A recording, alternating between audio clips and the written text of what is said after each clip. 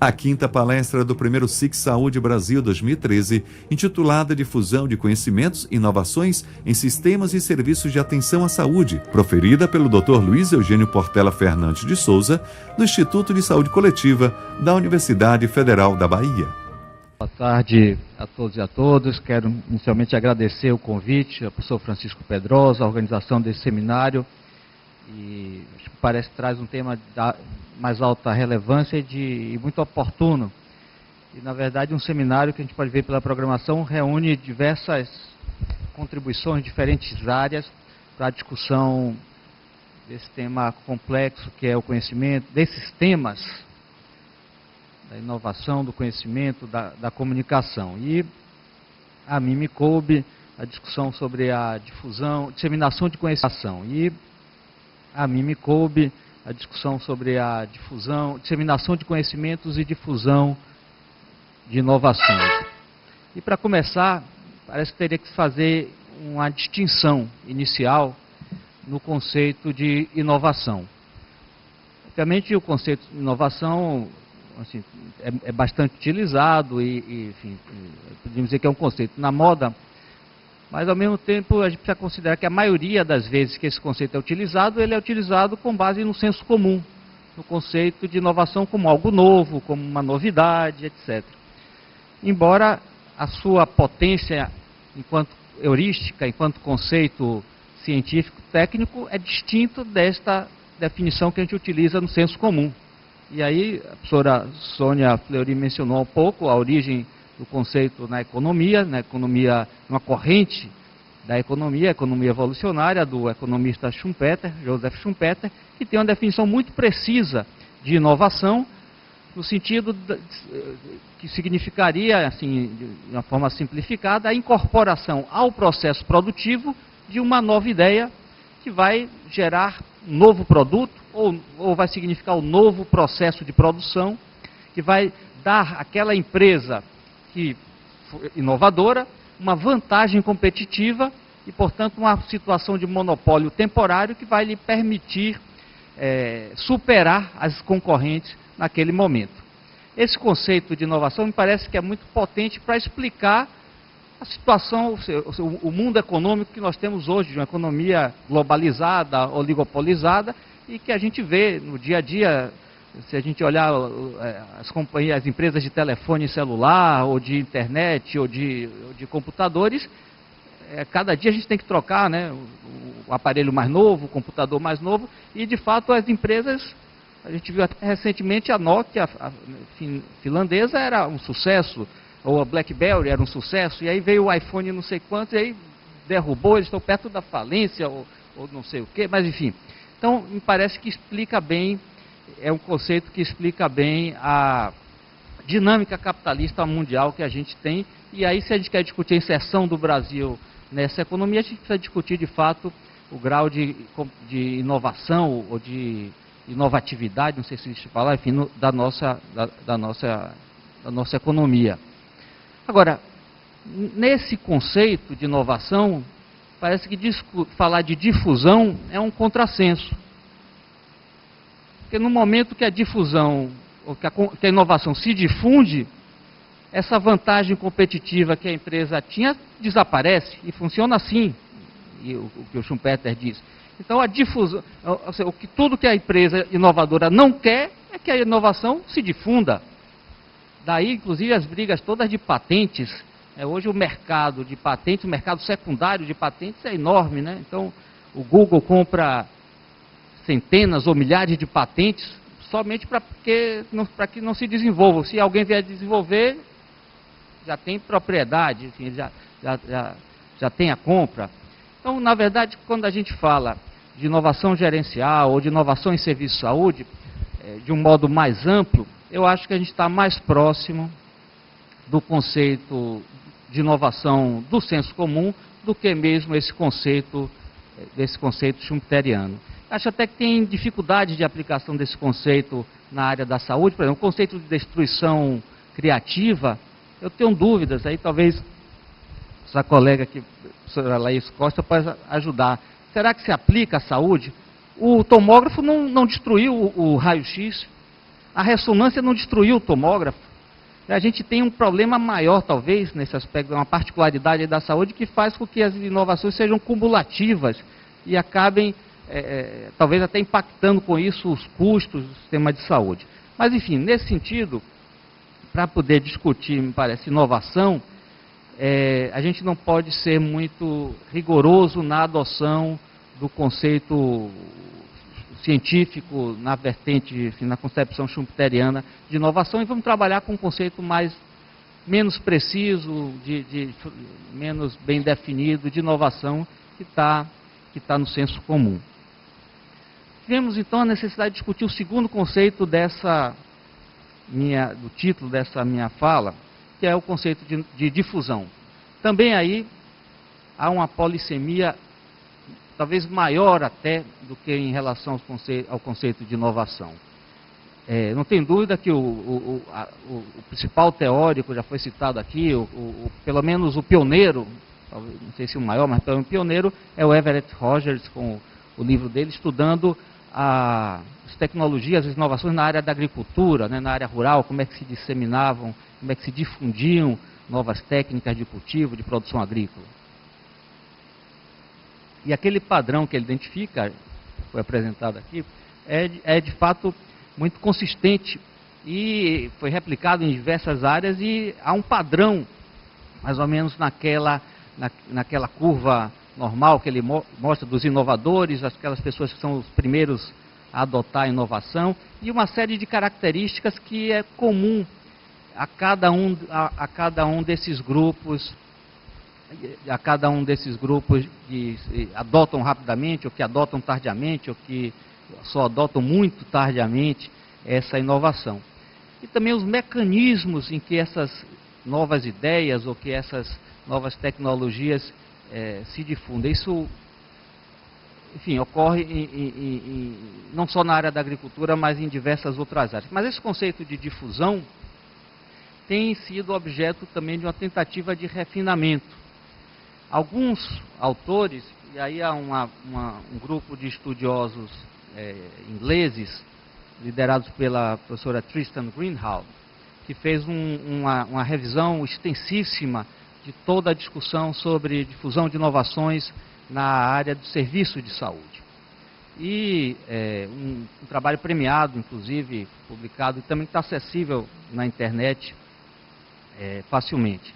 Chamam Diffusion of Innovations in Health Services, in Healthcare Service. E dentro desse conceito, a Greenhalgh e seus colaboradores distinguem o conceito de difusão passiva e de difusão ativa, reservando, aliás, denominando mais precisamente a ideia de difusão ativa com o conceito de disseminação.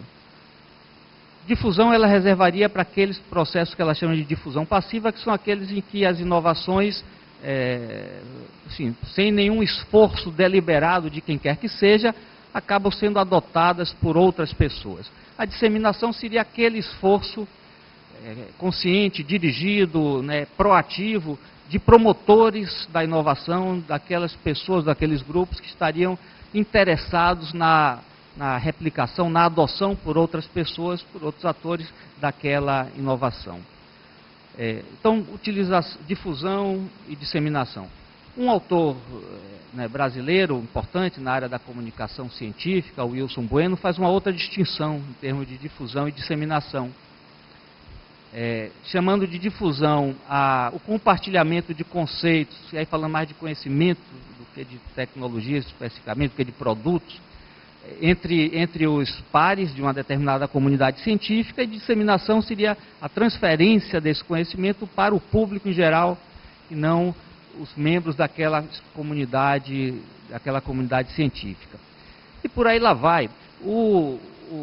Existe uma sociedade internacional de utilização do conhecimento, seu presidente, o Thomas, nos anos 90, elencou pelo menos 13 áreas do conhecimento que tratam dessa discussão sobre difusão de inovações, difusão de conhecimento, disseminação, e elenca aí uma série de substantivos que podem designar esse processo, como utilização, aplicação, transferência, tradução do conhecimento. Há portanto, não somente uma variedade de enfoques, como uma imensa diversidade de concepções teóricas do que seria o processo de difusão de inovações ou de disseminação de conhecimentos. A gente pode citar, por exemplo, uma coisa que é próxima a nós da área da saúde, a ideia, o movimento que foi forte há uns 10 anos atrás, se não me engano, chamada medicina baseada em evidências. O que é isso? Uma ideia de desenvolver ações proativas, de fazer com que os médicos assim, práticos que estão trabalhando, atendendo pacientes, clínicos, cirurgiões, pediatras, etc., melhorassem a sua prática clínica com a maior utilização de conhecimentos científicos. E aí é preciso fazer um parêntese, que esse termo, a tradução ficou muito ruim, né? Porque evidências em português não tem nada a ver com evidence em inglês. Evidence é prova. A tradução correta, me parece, seria medicina baseadas em provas. Só que não pega. Se a gente falar de medicina baseada em provas, talvez o senso crítico dos latinos seja, nesse sentido, mais sutil e os anglo-saxões sejam mais arrogantes, os cientistas, pelo menos, achando que estão ali, ao produzir os resultados das suas pesquisas, estão produzindo provas iguais àquelas que levam à condenação em um júri. É esse, né? O juiz, quando vai julgar um crime nos Estados Unidos, ele vai basear em evidências, em provas. Mas, bem, de todo modo, esse movimento da medicina baseada em evidências busca exatamente fazer com que os médicos tenham maior acesso e utilizem a ideia de protocolos clínicos, de guias de prática, etc., que expressem essa produção do conhecimento, então que esse conhecimento seja disseminado, sobretudo os conhecimentos, e os conhecimentos novos, as inovações, sejam repassados aos profissionais médicos, sobretudo, para que eles possam utilizar e assim ter uma melhor prática clínica mais efetiva, mais segura, mais eficaz. Mas há também estudos na área do marketing, inclusive do marketing social, que é um outro campo em que se discute esse conceito de difusão, de disseminação, de utilização de conhecimentos. Há ainda, e é uma área também que nos toca enquanto profissionais da saúde coletiva, mais diretamente, a ideia da gestão baseada em conhecimentos ou baseada em evidências. Existe, ligada à Organização Mundial da Saúde, acho que alguns de vocês devem saber, uma aliança para estudos sobre políticas e sistemas de saúde, que quer disponibilizar, se propõe a disponibilizar para os gestores de sistemas nacionais de saúde informações, conhecimento científico para que possam melhorar o processo de formulação e de implantação das políticas de saúde. Mais recentemente, já tem mais de 10 anos, enfim, também essa aliança, eles mudaram, e aí não é mais política de saúde baseada em evidência, é política de saúde informada pela evidência. Um pouco reconhecendo, talvez depois de um pouco mais de 10 anos de esforços, a pretensão demasiada em estar imaginando que o processo de formulação de políticas precisa de evidências científicas dessa forma. Claro, existe inclusive uma iniciativa muito interessante, o Brasil participa, chamada EVIPNet, que se propõe a elaborar sínteses de pesquisa em termos de resumos, de policy briefings, como ele chama, para disponibilizar para os gestores, no sentido de apoiar o processo de formulação. O que é válido, não estou dizendo que é válido, desde que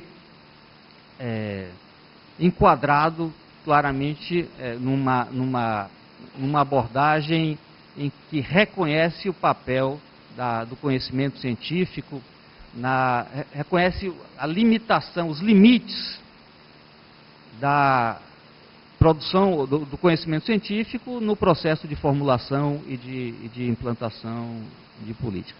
Nesse campo da gestão da saúde, seja de estabelecimentos de saúde, como hospitais, ou seja de sistemas de saúde como todo, ou de redes de saúde, acho que a gente pode chamar assim,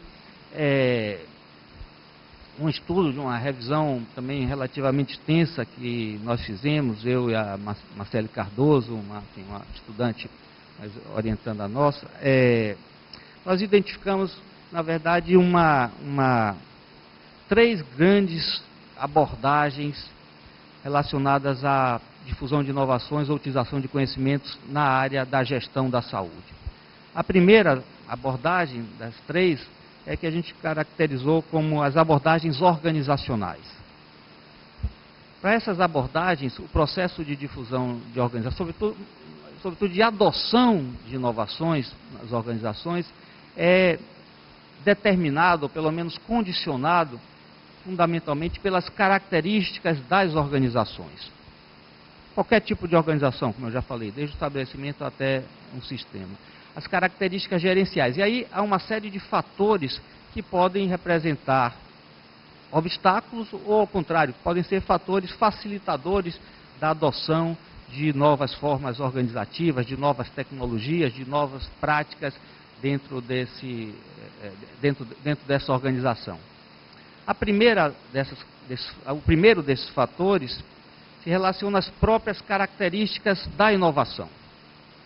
Aquelas inovações que são, eu diria, que carregam em si maiores possibilidades de adaptação a contextos diferentes são, evidentemente, inovações mais fáceis de adotar. São inovações que têm maior taxa de adoção pelas organizações. Aquelas inovações que, por outro lado, que representam rupturas com o modo de fazer muito radicais, ao contrário, são inovações que apresentam maior dificuldade de serem adotadas por essas organizações. Aquelas inovações que se enquadram dentro de como eu diria, dentro de um modo de fazer que é costumeiro, ao qual a organização já está habituada a fazer, essa inovação se adapta melhor a um contexto pré-existente, ela é mais fácil de ser adotada. Mas além das características, a possibilidade de ser testado previamente é uma outra característica da inovação que acaba facilitando a sua adoção.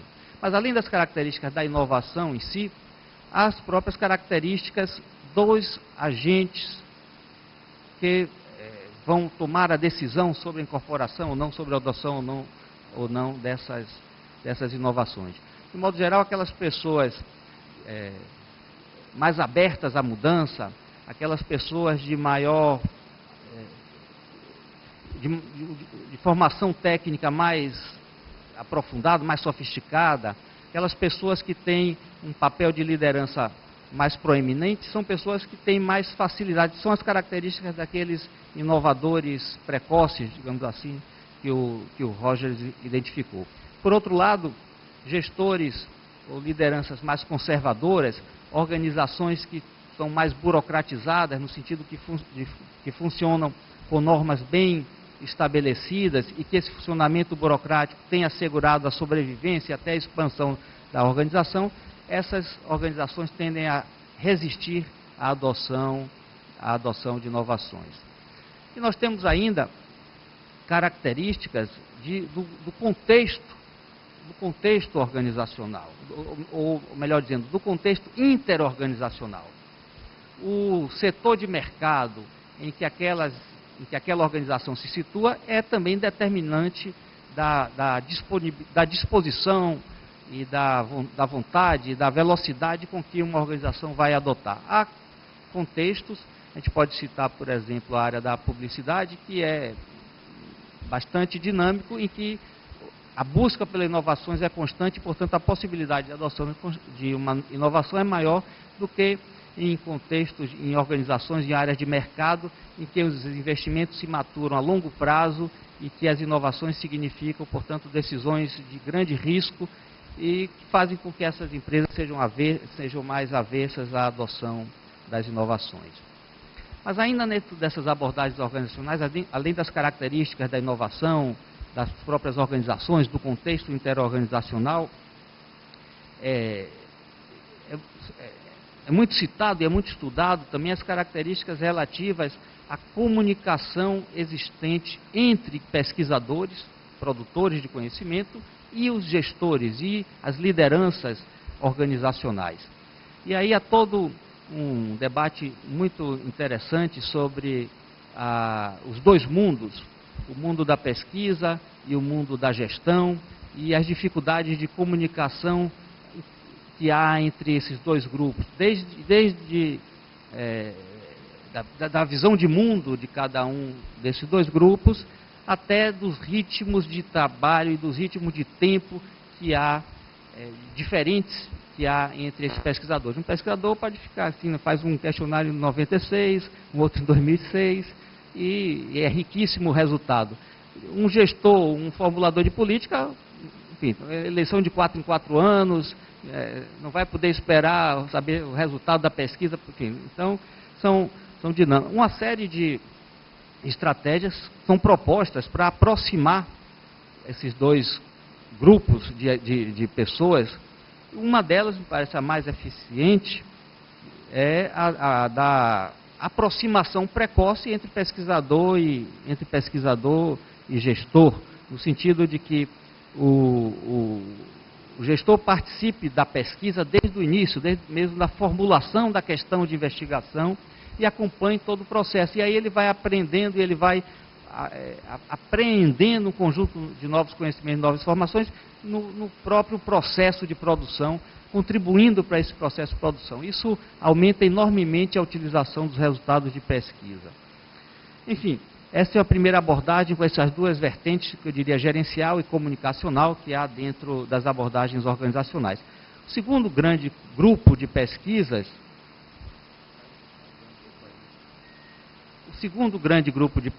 são as pesquisas do campo da psicologia. E aí, nos dois níveis, dos indivíduos e das organizações. Há todo nesse sentido, a adoção de inovação, a utilização de conhecimento é definido no nível dos indivíduos como um processo de apropriação cognitiva de uma nova informação. E aí é uma série de estudos também muito interessantes sobre estilos cognitivos, sobre modelos de aprendizagem, inclusive a ideia da aprendizagem social, a ideia de que as pessoas aprendem sobretudo pela observação dos comportamentos de outros, embora a aprendizagem não seja uma repetição dos comportamentos observados, mas claro, uma apropriação que gera novos comportamentos, mas aprendizagem baseada na observação. Isso é interessante, inclusive muitos estudos empíricos mostram, no caso da saúde, a importância da opinião de lideranças de profissionais de saúde. Então, um determinado procedimento cirúrgico que é adotado quando um grande cirurgião, um cirurgião reconhecidamente competente, que tem a admiração dos seus pares, propõe, adota, enfim, um determinado procedimento cirúrgico, e isso se difunde. O professor Adib Jatene, eu tive a oportunidade de assistir uma palestra dele, que ele dizia isso, assim, o maior orgulho, a maior felicidade que ele teve na vida dele foi quando, num congresso médico internacional, apresentou uma determinada técnica cirúrgica cardíaca, que ele desenvolveu e foi ovacionado, enfim, por todos os cardiologistas, cirurgiões cardíacos do mundo, e aí isso se disseminou bastante essa técnica nova cirúrgica que o Jatene desenvolveu. Mas há também, dentro das abordagens psicológicas, toda a discussão sobre as psicologias organizacionais, ou psicologia social. E aí, nesse sentido, a inovação, a adoção da inovação é definida como a incorporação às rotinas organizacionais de uma determinada ideia nova, de um determinado modo de fazer, de uma determinada tecnologia, que também passa pelo processo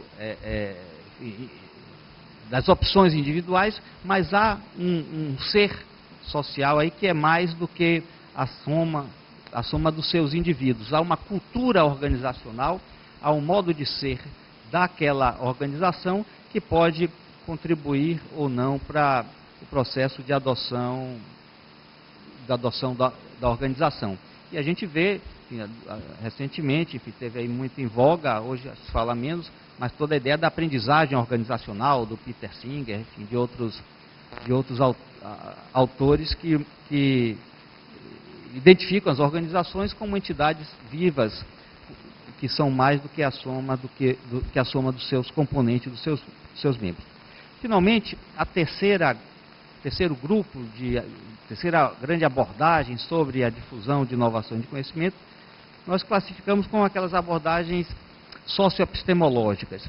Seriam aquelas que enfatizam como elementos determinantes do processo de difusão de inovações e utilização de conhecimentos as características do contexto social e as características do próprio processo de produção de conhecimento. A própria definição,